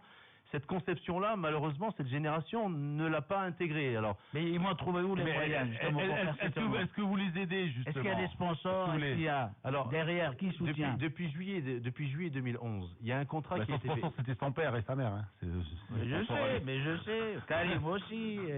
Ouais, c'est vrai que nos parents avant jouaient au tennis. Maintenant, tu prends 90% des parents d'aujourd'hui ne jouent pas au tennis. C'est la grande différence avec nous. Mais les temps ont changé, tu l'as dit toi-même. Tous nos parents, tous les parents, toutes les générations, tous jouaient au tennis. Venez jouer, connaissez les règles, connaissez. Bon, pour revenir au contrat qui a été fait avec les joueurs de l'équipe nationale, suivant ton classement, on prend en charge entre 3 et 8 tournois. En plus des tournois marocains. Il y a 13 tournois internationaux au Maroc. C'est une subvention qui est de l'équivalent, tu l'as sur les documents que je vous ai amenés, c'est l'équivalent de 7000 dirhams par semaine. Et tu peux aller jusqu'à 10 tournois dans l'année, suivant le classement, parce qu'il faut quand même amener un classement pour pouvoir bénéficier de... Et c'est un contrat qui a été signé avec tous les joueurs de l'équipe nationale. Sauf que le mec, il est à gauche. Ils ne partent pas. Alors on va pas jouer à leur place non plus. Donc il y a 13 tournois internationaux au Maroc, plus la possibilité d'en faire 8 accompagnés à l'étranger, avec des subventions. Tu vas me dire 7000 dirhams, c'est peut-être pas grand-chose, mais moins, ça te paye ton billet d'avion, ça te paye... mais c'est une subvention. La fédération ne peut pas... C'est une participation. La fédération a d'autres catégories sur lesquelles il faut qu'elle s'investisse aussi. Les 8 ans, les 12 ans, les 14 ans. Donc, c'est une participation. C'est quelque chose qui n'existait même pas à l'époque où on jouait nous. Maintenant, moi, ma casquette d'ancien joueur, je remarque que les joueurs n'ont pas... comment dire, ce sont des très bons joueurs de tennis. Coeria. Sauf qu'après, pour prendre son baluchon et aller trimer et dormir dans les gares, comme on faisait des fois quand on ne trouvait pas d'hôtel, ou bien prendre le train en France, faire des petits tournois pour ramasser un petit peu d'argent, et ensuite... Non, là, c'est... Donc, il y a une conception... Les temps ont changé. Les temps ont changé. Ce matin, je lisais dans l'Opinion Sport l'accident au tournoi du Stade marocain. La jeune juge de chaise qui se fait agresser par le père ou la mère, je sais pas, d'un joueur. Enfin, c'est incroyable, ça, qui se fait insulter. Et on a eu plein. Il de tous les noms d'oiseaux. C'est pas une première. Attends, mais que font ces gens-là dans un club de tennis? Bon, là, moi, je te dis, quand je suis allé au tennis la première fois et que Jean-Pierre Dominique et Jackie Bayonne et Daniel Pilar m'ont emmené au tennis la première fois, eh ben, écoute, moi, je sais pas, je marchais sur la pointe des pieds. Ouais. Moi qui arrivais des Roches-Noires, quartier ouvrier, ben, quand je suis débarqué sur le central du cercle municipal, qui était le petit Roland Garros, je me tenais à carreau, tu vois ce que je veux dire? Je me dis, qu'est-ce que je viens faire ici, moi, le fils d'ouvrier, dans ce milieu-là? Là, n'importe qui rentre dans un club de tennis, peut-être, aujourd'hui. Tu touches un point très important, j'en parlais tout à l'heure, c'était la pratique du tennis. Quand on prend aujourd'hui un club qui a 800 membres, il y en a peut-être 100 qui jouent au tennis. Ouais. Alors qu'à l'époque, sur les 800 membres, tu as pratiquement 750 qui jouent au tennis. 950. Il y en avait 1000 parce qu'ils avaient des copains. Ils avaient des copains à jouer au tennis aussi. Même dans notre société aujourd'hui, on se rend compte que les gens qui s'inscrivent viennent surtout pour les enfants, mais que le père et la mère pour le resto. Ou pour le resto, ou le sauna, mais ils se mettent pas en tenue prendre une raquette et autre chose. Parce qu'ils ont peut-être passé l'âge et tout. Alors que c'est devenu des clubs loisirs. Alors peut-être que nous, on a manqué on a raté le coche parce que en France, par exemple, la Fédération française fait des systèmes pour les vétérans, pour monsieur, madame, tout le monde, pour développer le tennis dans les clubs. Oui. Nous, mais justement, quelle est la politique fédérale à l'égard des clubs aujourd'hui? Est-ce qu'il y a une emprise justement fédérale sur les clubs, notamment et particulièrement sur le plan des commissions techniques? Oui, il y a quand même beaucoup plus de réunions entre la DTN et les clubs et les... Non, est-ce qu'il y a un programme national? Est-ce que vous avez de l'influence sur les clubs? Est-ce que vous pouvez être décideur en tant que fédération à l'intérieur d'un club? Est-ce que vous assistez aux assemblées générales? Est-ce que la fédération est là avec une souveraineté réelle pour infliger une sorte de formation? Ça devrait être la deuxième partie, tu as raison, ça devrait être la deuxième partie de notre mandat, parce qu'il faut rappeler quand même qu'on est là que depuis 2009, je veux dire, moi je suis là un peu plus longtemps, mais ce bureau... Et que ce deuxième partie de mandat devrait quand même, où on aille beaucoup plus en profondeur. Parce qu'on se rend compte aujourd'hui que les jeunes qui arrivent à la DTN ou en équipe nationale, souvent manquent de repères ou manquent d'outils pour arriver au haut niveau. Et maintenant, il faut qu'on arrive beaucoup plus vers les clubs. Au départ, ils ont le profil. Ce n'est pas parce qu'on a joué 5-6 ans au tennis, parce que le papa a les moyens, qu'on est forcément tennisman. Peut-être qu'on joue bien par rapport à quelqu'un qui n'a jamais touché une raquette, mais on n'est pas fait pour le tennis, on est fait peut-être pour le joueur du dimanche. Par exemple, c'est vrai. Non, mais là, il faudrait que, si on détecte qu'il y a un jeune qui vraiment a vraiment les moyens pour arriver loin, il faut qu'on se rapproche un peu plus des professeurs, parce que c'est vrai qu'un professeur de club, en général, c'est pour la pratique du tennis, quoi. C'est pour apprendre à jouer. Maintenant, aujourd'hui, il faut être très jeune, très bon, très fort. Il faut être à 14 ans, 15 ans. C'est pas le même type de formation. Voilà, c'est ça. C'est un autre type de formation, mais il faut quand même qu'on inculque déjà au niveau du club, parce qu'on ne peut pas arracher tous les jeunes, les enfants des clubs pour les amener vers la DTN. Il faut quand même qu'on aille un peu plus vers les clubs en disant, ben voilà, ces jeunes-là, ça se fait pour l'équipe, pour l'élite, mais il faudrait qu'on inculque un peu plus les mécanismes, parce que pour être professionnel, futur professionnel ou futur haut niveau, il faut inculquer les mécanismes déjà à 12-13 ans. Chose qu'avant on attendait jusqu'à 18 ans. Aujourd'hui, il faut aller beaucoup plus jeune et il faut aller beaucoup plus vers les clubs, et c'est notre sentiment. Il y a beaucoup de réunions avec les techniciens régionaux et tout ça, mais peut-être il faut qu'on aille plus vers les présidents. Il faut que les présidents aussi il faut que les membres soient beaucoup plus proches des présidents pour qu'on explique un peu mieux la politique. Ex-joueur, le président. Non, mais tu me donnes une bonne perche. Parce que c'est vrai. Il y a pas longtemps, j'entendais des choses. Des fois, il y a des présidents qui n'ont jamais pris une raquette dans la main aussi. Hein. Tu me tends une bonne perche parce que la dernière fois, j'entendais. Ah bon? Ah bah oui, c'est pas non, le tennis, non. Ouais. Le tennis, généralement. Le tennis. J'entendais. Tu veux que le tennis fasse exception? Le tennis, tu commences à 10 ans, et puis un beau jour, tu te retrouves président. C'est ça. Pourquoi tu veux que le tennis fasse le vrai club de tennis. Le vrai club de tennis, c'est ça. Tu me tends une bonne perche parce que la dernière fois, j'entendais un commentaire sur notre président. Si fait ça la régie, et ben je mets au défi n'importe qui peut jouer autant au tennis et à un tel niveau que le président. Mais je parlais pas de lui, hein. Non, je parlais de président de club. Je parlais pas de président de fédération. Non, mais c'est parce que j'ai entendu ça. J'ai entendu que. Ah bah ouais, non, tu as profité pour le président, c'est quelqu'un qui joue pratiquement tous les jours, 1 heure à 1 heure et demie, et qui a un niveau très bon troisième série. Non, beaucoup plus. Il bat Afif. Non, c'est un joueur, c'est vraiment un amoureux du tennis. C'est quelqu'un qui. Voilà, c'est bien. C'est bien. Alors, Mansouri, tu te souviens? Mansouri. Ahmed Mansouri, oui. Sincèrement, alors il te dit, Mansouri, qu'on salue, hein, sincèrement, es-tu satisfait de la situation du tennis marocain actuellement? Une réponse franche de ta part, s'il te plaît, en tant qu'ancien joueur. Alors, qu'est-ce qu'il dit par situation? Si on parle du résultat de notre équipe nationale, c'est sûr que moi-même en tant que joueur, je suis navré, je suis désolé quand je vois ce niveau-là. C'est pas. Mais encore une fois, et si Aziz va pas me démentir, un joueur qui a 24 ans aujourd'hui, il a été formaté il y a 10 ans. C'est pas à 24 ans qu'une nouvelle DTN va pouvoir transformer un joueur. Alors, il faut voir 24 moins 10. C'est-à-dire, il y a 10 ans, ce joueur qui est en équipe nationale aujourd'hui, quels sont les moyens qu'il a eu pour pouvoir être au top niveau? On peut pas demander tout à une DTN qui est arrivée en 2009. Je veux dire, là, on peut demander. Alors, puisqu'on parle d'ordre général. La question vient de Mansouri. Mansouri, on sait, le secrétaire général de la fédération, a travaillé avec ton père. C'est quelqu'un qui te dit, est-ce que tu es bien entouré au niveau des dirigeants? Parce que ce que tu dis, par exemple, c'est pas la question. Par tout le monde. La question est très large. Hein. Maintenant, les dirigeants, moi, je suis pas satisfait. Mais lui, Mansouri, qu'est-ce qu'il a fait, lui, quand il était secrétaire général de la fédération? Ça remonte à très loin. Salut, Mansouri. Il y a 2 siècles. Je ne suis pas satisfait de la pratique générale dans les clubs de tennis aujourd'hui. Je trouve que on ne joue pas assez dans les clubs. Ça, c'est pas normal. Qu'on arrive aujourd'hui dans un club comme le RUC un dimanche et qu'on trouve pas, et qu'on trouve son cours, alors qu'à l'époque on trouvait pas son cours. Donc ça je suis pas satisfait. Maintenant, quand on voit que l'équipe des 16 ans sont qualifiés au championnat du monde l'année dernière, des 14 ans, quand on voit que les 12 ans aujourd'hui sont champions d'Afrique du Nord, en battant les Tunisiens, les Algériens, les Égyptiens à plat de couture, quand on voit qu'on a une fille comme Zeneb Houari qui a 14 ans et qui est top 8 Europe, qui a fait quart de finale à Tarbes, qui est le plus grand tournoi du monde des moins de 14 ans. Bon, il y a des choses sur lesquelles on travaille.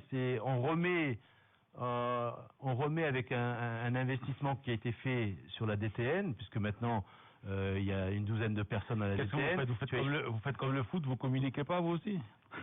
Ah ben oui, on allait y arriver pour la com. Ah oui, la com. C'est ça alors? Non, c'est vrai. Moi je découvre ça. Vous découvrez pas ça?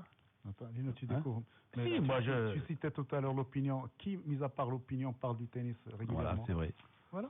Non, ben hommage à Bellaoula. Voilà, notre ami, notre confrère, qui fait un boulot extraordinaire, comme faisait Ali Bouadar pour le tennis à l'époque. Et si tu n'as pas des locomotives, même au niveau de la presse, aujourd'hui, il n'en a plus que pour le foot. Je te l'accorde, c'est quelque chose sur laquelle on a longtemps réfléchi. Et là, on a mis en place, Sybille était là à la conférence de presse, d'une commission vraiment de communication, avec un magazine qui doit sortir tous les 2 mois. Avec des communiqués qui arrivent beaucoup plus souvent vers les radios et les journaux. On va être beaucoup plus agressif au niveau communication. C'est vrai que c'est quelque chose. Vous voulez changer de logo aussi, j'ai vu. Voilà, c'est le nouveau logo et quelque chose. On n'a rien dit. On nous a présenté le logo, on a applaudi. Ça fait partie de la campagne, la nouvelle campagne. C'est bien pour dire, on verra. Tu peux pas incriminer une fédération qui veut donner un nouvel élan à la communication. Du tout. Au contraire. Dans quelques mois, on verra ce que ça va donner. Mais maintenant. Mais continuez. Je devrais savoir qu'on est partenaire de la fédération pour ce tournoi, mon cher ami. Quoi, ça veut dire quoi ça? Radio Mars est partenaire. Ah bon? Je ne le savais pas, moi. Alors, je le sais. Maintenant que je le sais, alors je vais te reposer une question d'une manière différente. Est-ce qu'il est possible de communiquer de manière aisée sur des résultats négatifs? C'est-à-dire quand tu n'as rien à proposer. Quand tu me dis le Grand Prix Hassan II, tu en as parlé toi-même quand il y a eu la Henaoui. C'est philosophe, là. Eh bien, il y avait... On a l'habitude. Non, mais attends, là. Moi, je l'ai vu jouer, j'ai été avec lui, on a grandi ensemble. Et je te dis, quand il y a des milliers de spectateurs marocains qui viennent pour la Henaoui, le complexe... Il y a Foussine Samir qui me bip, là. Je ne sais pas que... Foussine qui veut peut-être intervenir, là. Est-ce que tu peux communiquer on va essayer de l'avoir sans animation avec des Marocains, avec des champions marocains? Il faut communiquer sur tout ce qui se fait. Tu peux pas seulement parler que du résultat que tu vois à la télévision. Je t'ai amené un petit peu de littérature, toi le philosophe, pour voir tout ce qui se fait depuis 2009 sur le tennis. Tu peux pas. Aujourd'hui, tu savais pas, Lino, comme quoi on avait Hicham Arazi comme consultant à la DTN. Ça, personne ne le sait. Bon, c'est de notre faute, peut-être qu'on a pas mal communiqué. Comment ça, on le sait pas? Non, Lino ne le savait pas. Non, moi je ne savais pas. Moi je savais pas. Non, Donc, ils n'ont jamais publié un communiqué dans lequel ils disaient que Hicham Arazi a rejoint la direction technique. Il a même progressé très bien en Darija. On a fait une concentration à Marrakech il y a une semaine. Donc non, il y a des choses qui sont positives. Bon. Après, Pause, conseil pour les achats et on revient pour le sprint final, pour le dernier set. Le partenaire. Pour le dernier set. Pour le 40-40.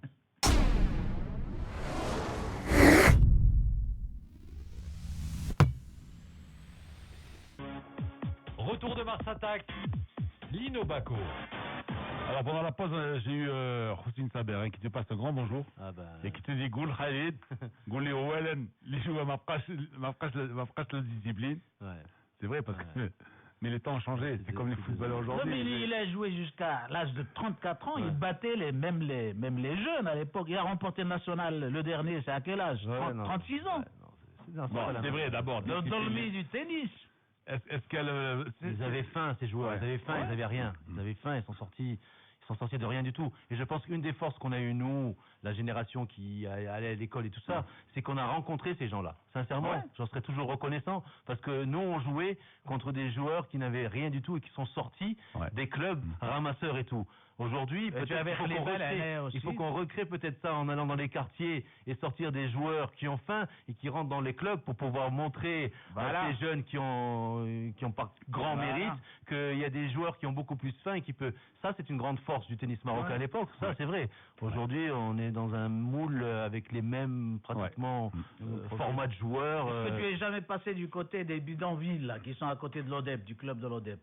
Les gamins, ils jouent avec raquettes en bois, confectionnés au tennis. Personne ne fait attention à ces gens. Ils sont dans la poussière, dans la saleté. Ils jouent au tennis. On a une action cette semaine au CSP de Ainsba, le CSP cher à Sib Khiyat de Ainsba, où on va faire une action pour les jeunes du quartier d'Ainsba et en espérant qu'on puisse le distribuer des raquettes, des balles. Alors il parle d'entraîneur aussi, problème d'entraîneur peut-être dans le tennis marocain, il parle d'encadrant. Voilà, encore une fois, on a ramené d'anciens champions à la DTN comme Mouni Al-Arj, Hicham Arazi, comme Mehdi Tahiri. Quand même, je pense que on peut être gratifié quand même de ça à la fédération.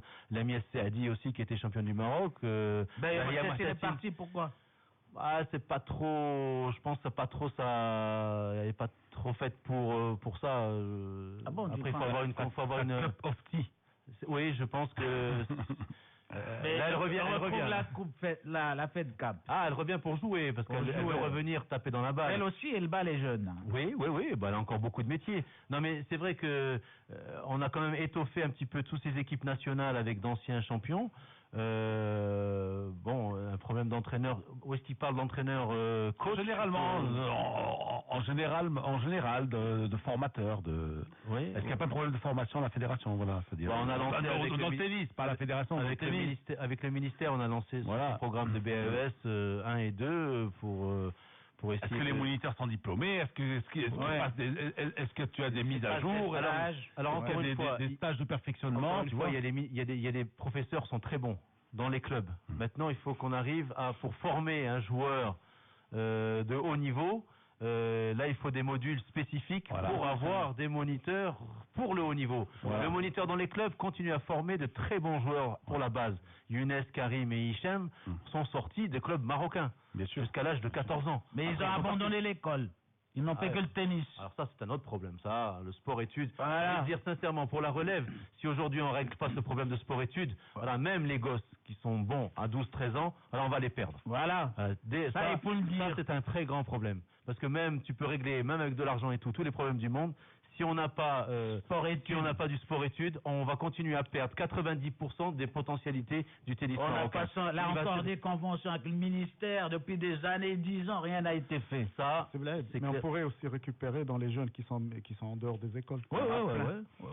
Ils sont par centaines de milliers à s'offrir l'oisiveté. Ouais. Si on en veut dans les clubs. Mais justement, parce qu'aujourd'hui, les clubs sont fermés justement pieds nus. Tu as parlé de gamins des bidonvilles qui jouent au tennis. Aujourd'hui, dans le sport moderne, on n'attend pas que les gens viennent à vous. Aujourd'hui, dans le sport de haute performance, on va chercher les talents, parce qu'il n'y en a pas tellement. faut pas se leurrer. Bravo. Ouais. Sur 10 000 habitants, tu as un gamin talentueux qui peut être talentueux. Le Mozart assassiné. Hein? Donc il faut aller les chercher, il faut les provoquer les talents, les ramener et les mettre sur selle. Et c'est malheureusement pas un travail qui. Et c'est pas le cas. C'est pas le cas malheureusement. C'est vrai parce que le système ne le permet pas aujourd'hui. Le système élitiste, fermé. Oui. Ce n'est pas que le cas du tennis.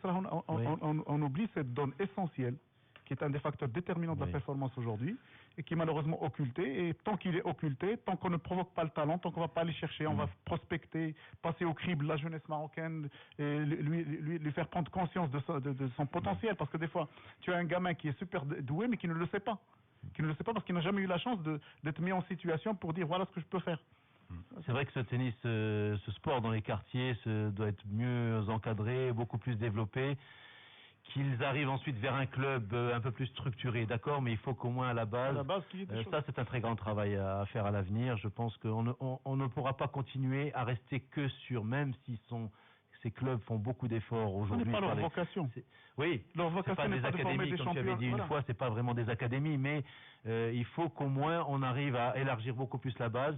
Par exemple, Mohamedia a fait une chose très bonne, c'est qu'elle commence à faire des cotisations c'est pas une cotisation annuelle en tant que membre, mais il commence à ouvrir l'école de tennis. Il y a certains clubs, je crois d'ailleurs même à Insba d'ailleurs, la SAS, commence à faire des cotisations à la carte. C'est-à-dire que tu peux venir jouer dans l'école de tennis sans être membre, c'est-à-dire bénéficier de tout le... Et ça, c'est quelque chose que tous les clubs doivent commencer à faire. C'est-à-dire ouvrir la porte. Tu joues et tu pars. Voilà, pour l'école de tennis. Après, si tu veux devenir membre, au moins qu'on ouvre cette porte. Parce qu'on a beaucoup de demandes de gens qui veulent inscrire leurs enfants au tennis. Déjà faire ce distinguo entre le club et le tennis, c'est déjà pas mal. Oui. Non, ça, c'est quelque chose que les clubs, c'est un discours qu'on est en train d'avoir avec les clubs pour essayer d'ouvrir un peu plus leur club pour l'école de tennis, sans que la personne soit membre et qu'elle paye ses 10 000 ou 15 000 sans qu'elle ne passe par le restaurant, par le club de bridge. Si on arrive à chaque club faire ça, on pourra déjà gagner une centaine d'enfants chaque année, déjà là. Ensuite, s'ils veulent être membres, les parents veulent être membres plus tard, ça c'est autre chose. Mais déjà, si les clubs peuvent s'ouvrir un petit peu, et ça c'est un discours qu'on essaie d'avoir un peu plus avec les clubs, parce que là, c'est vrai que c'est un peu encore trop fermé et on n'a pas assez de jeunes qui s'intéressent au tennis. Ce qu'on fait au golf, par exemple, en ce moment. Qu'on ouvre de plus en plus. Voilà, aux gamins qui n'ont pas les moyens qui on leur donne la possibilité de s'adonner au golf. Mais ça ne restera pas la seule solution. Il faut que dans les quartiers, il y ait du tennis. Il faut que dans les quartiers, chaque quartier, il faut qu'il y ait un espace. Attends, mais la force du tennis français, la force du tennis espagnol, c'est quoi? Ce sont les terrains municipaux, hein. Exactement. Tout le monde peut aller jouer. Exactement. Voilà. Tu arrives, Bien sûr. On en revient. Ta petite raquette avec tes vieilles balles que tu as récupérées. Tout à fait. Et la fédération est prête à venir pour tout ce qui est balles, encadrement et tout. Mais il faut que l'espace soit prêt et fait pour ça. Ensuite, on peut détecter beaucoup plus de jeunes. Khalid, en conclusion, qu'est-ce qu'on peut dire? Donc, le tournoi commence ce week-end avec les qualifs, hein, d'accord? Et donc, ça commence lundi avec la 16e. Alex Dolgopolov, donc l'Ukrainien, tête de série numéro 1, arrive aujourd'hui, très motivé. Il adore le Maroc, il a fait de gros résultats ici, donc et on attend Florian Mayer et des joueurs qu'on n'a jamais vus avant, et puis Donald Young et puis d'autres joueurs de haut niveau. Donc non, il faut venir. Et pour les Marocains? Parce que là, il y a un problème. Il y a les petits Marocains qui viennent, qui jouent, personne n'y s'y intéresse. Ils sautent, on vient, on dit Marocains, il y a plus de Marocains, ils sont éliminés des lèvres. Sur 13 tournois internationaux qu'il y a à l'année, on s'intéresse aux Marocains toute l'année. C'est le Grand Prix Hassan II, c'est un autre calife. Il y a 4 joueurs marocains qui ont une wildcard dans les qualifs. Donc ça, c'est 4 joueurs espoirs. Il faut qu'ils méritent, mon petit. Il y a 10 wildcards dans les qualifs, c'est leur classement. On ne fait pas de cadeau aux gens. Et puis il y a un joueur. Pas de cadeau, hein. Il y a un joueur, donc Mehdi Ziadi, qui va porter les couleurs du Maroc. Et puis il y a Malek Jaziri qu'il faut venir encourager. C'est une wildcard qui a été échangée avec la Tunisie. Un joueur marocain va bénéficier d'une wildcard aux $150 000 de l'Open de Tunis, en échange avec celle de Malek Jaziri. Wahab, il est plus. L'Amin Wahab va peut-être faire les qualifs, peut-être. Avec son classement. Khalid. Parce que le NTT peut se targuer d'avoir profité aux Maghrébins, et c'est bien aussi. C'est très bien. Ça, il faut le dire. On va passer au foot, si vous le voulez bien. Alors, avec quoi? On va passer d'abord avec l'affaire Codem Mas. Épilogue? Point d'interrogation? Non. Puisque... C'était pas l'année dernière, ça, non? C'était l'année dernière, ouais. Épilogue, non, puisque le président Abou Khadija saisit la FIFA. Et on va l'écouter. C'était hier. Je suis marocain et je ne défends pas Meknès. Loin de là, je vous assure que je suis loin de défendre Meknès. Et je l'ai dit à la commission quand je suis rentré, je leur ai dit, écoutez, en 2 mots, je vais être très bref. Je crois qu'on était les plus brefs du monde. Je vais prendre 1 minute. Juger, Meknès face, il perd un point, je suis d'accord. Meknès face, il descend en 2e division, je suis d'accord. Le match, il se refait, joue, je suis d'accord. Mais faites très attention. Ne me donnez pas la victoire parce que je la mériterai pas. Et ne donnez pas au match la victoire parce que ce match-là, moi un, on est d'accord. Qu'on perd tous les deux, il n'y a pas de problème parce que dès le début du match, il y a eu les cailloux, il y a eu des choses. Et j'ai demandé, j'ai dit attention, ce match-là, il ne doit pas jouer. On n'a pas assez de policiers, on n'a pas assez de sécurité. Et personne n'a voulu m'écouter. Si on suit avec le système-là, on va dans le mur, mais à 100%. Et là, moi, je l'ai dit, je ne vais pas m'arrêter là. Je vais aller à la FIFA, je vais aller partout parce que je sens une injustice envers Meknès.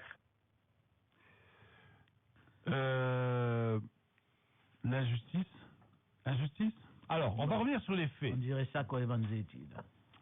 L'injustice. Alors, qu'est-ce qui s'est passé? Il s'est passé que le match s'est déroulé le 27 décembre 2011. Le match a été homologué le 25 janvier 2012.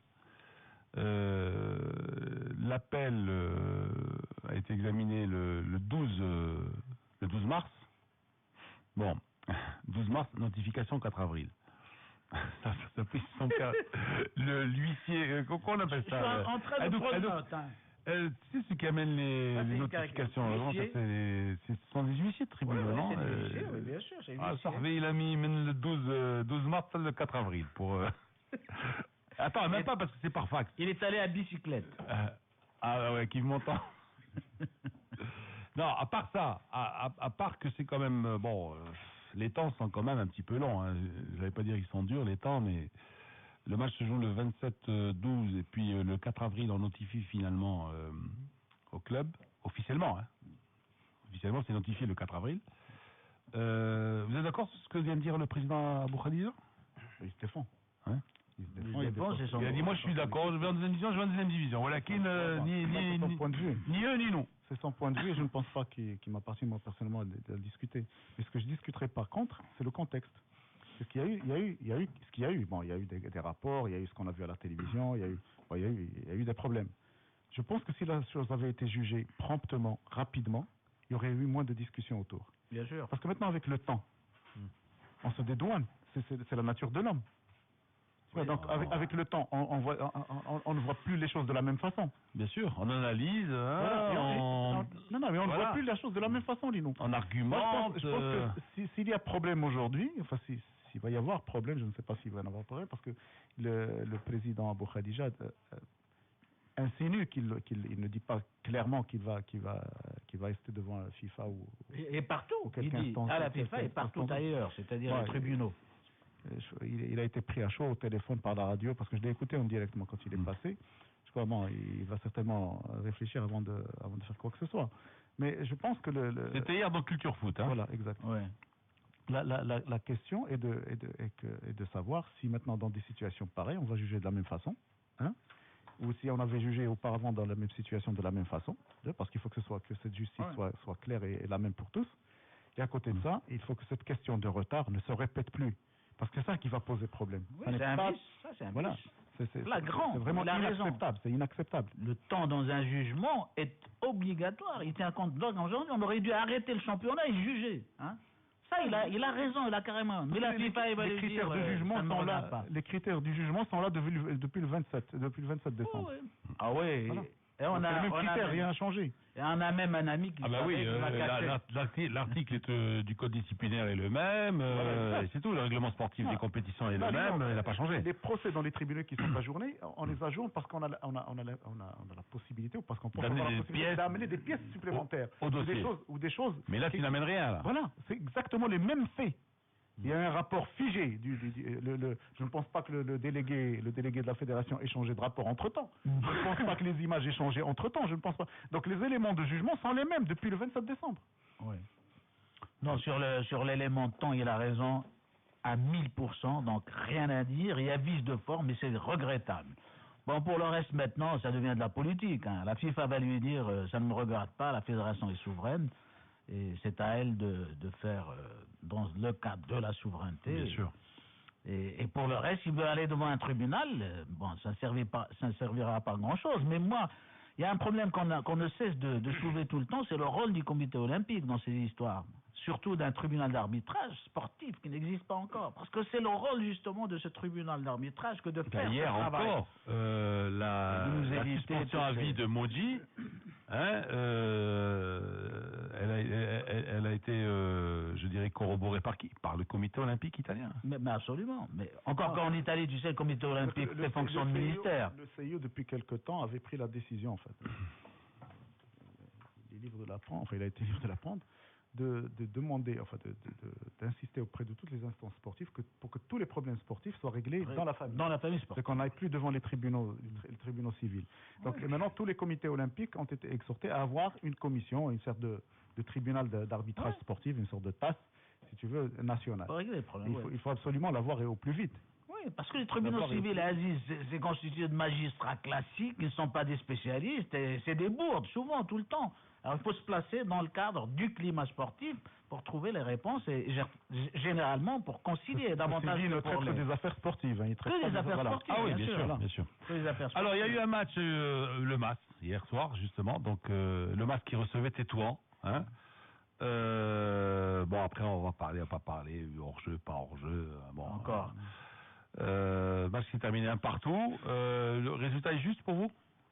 Moi, je n'ai pas vu le match parce que j'étais sur la route. Non, mais Oussam a dit que le MAS allait perdre. Alors, tant mieux pour le MAS, hein, qui a tenu face au MAT. Ouais, même lui n'y croyait pas. Ben lui n'y croyait pas. Donc, il a pronostiqué. C'est toi qui avais pris l'avantage. Hein. Le premier a marqué. Mené 1-0.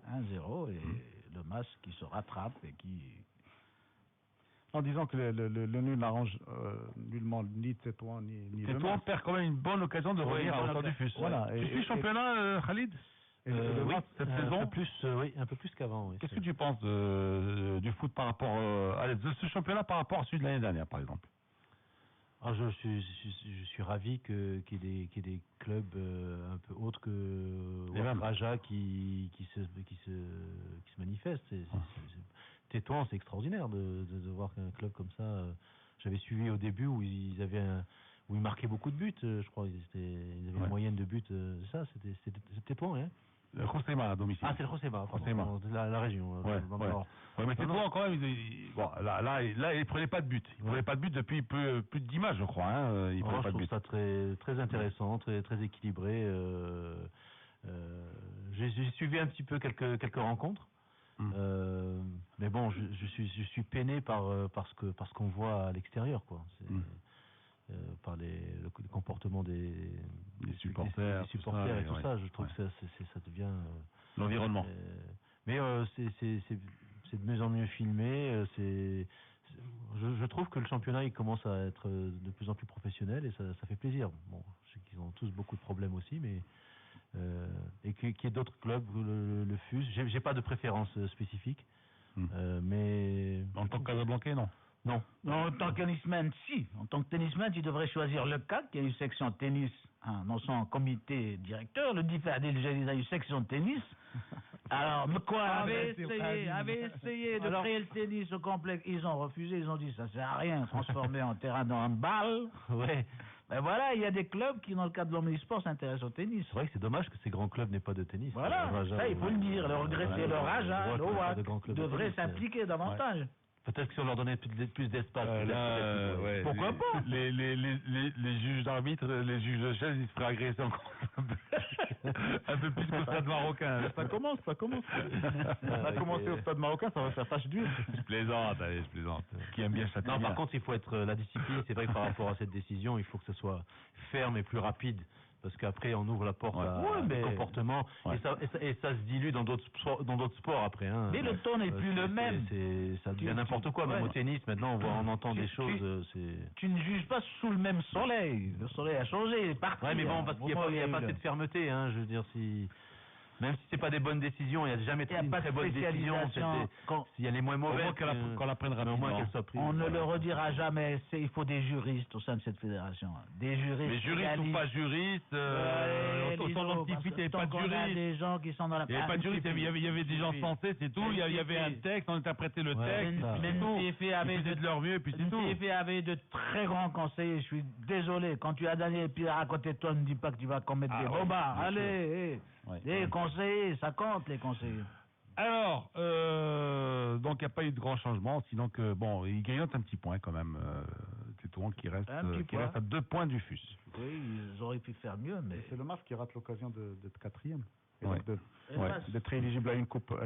Il a la tête en Afrique. S'il reste à cette position-là, dans 2 ans... Et le MAF, bon... Il a la tête en Afrique. En fait, Oussama, il est... bon,